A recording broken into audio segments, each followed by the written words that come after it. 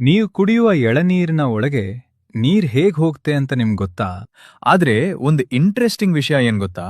ನೀವು ಕುಡಿಯುವ ಈ ಎಳನೀರು 1 ವರ್ಷದ ಹಿಂದೆ ಕೇವಲ ಒಂದು ಸಣ್ಣ ಹೂವಾಗಿತ್ತು.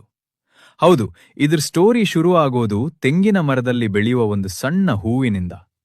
ಆ ಹೂವಿನ ಪ್ರಕ್ರಿಯೆ ಮುಗಿದ ನಂತರ ಅದು ನಿಧಾನವಾಗಿ ಒಂದು ಚಿಕ್ಕ ತೆಂಗಿನಕಾಯಿಯಾಗಿ ಬದಲಾಗಲು ಶುರು ಮಾಡುತ್ತದೆ. ಮೊದಲ ಕೆಲವು ತಿಂಗಳಲ್ಲಿ ಅದರ ಹೊರಗಿನ ಹಸಿರು ಪದರ ಮತ್ತು ಒಳಗಿನ ಗಟ್ಟಿಯಾದ ಚಿಪ್ಪು ತಯಾರಾಗುತ್ತದೆ. ಮತ್ತು 3ನೇ ತಿಂಗಳ ನಂತರ ಆ ಚಿಕ್ಕ ತೆಂಗಿನಕಾಯಿ ಒಳಗೆ ನೀರು ಸಂಗ್ರಹವಾಗಲು ಶುರುವಾಗುತ್ತದೆ. ಆದ್ರೆ ಆ ನೀರು ಒಳಗೆ ಹೇಗ್ ಬರುತ್ತೆ ಗೊತ್ತಾ?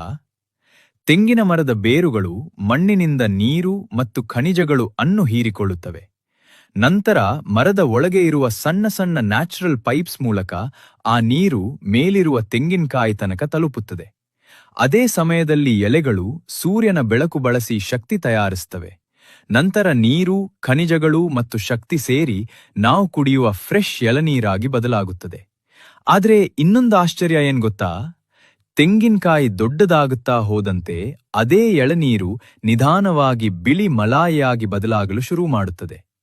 ಪ್ರಕೃತಿಯ ಈ ಅದ್ಭುತದ ಬಗ್ಗೆ ನಿಮ್ಮ ಅನಿಸಿಕೆ ಏನು ಅಂತ ಕಮೆಂಟ್ ಮಾಡಿ ನೋಡಿ.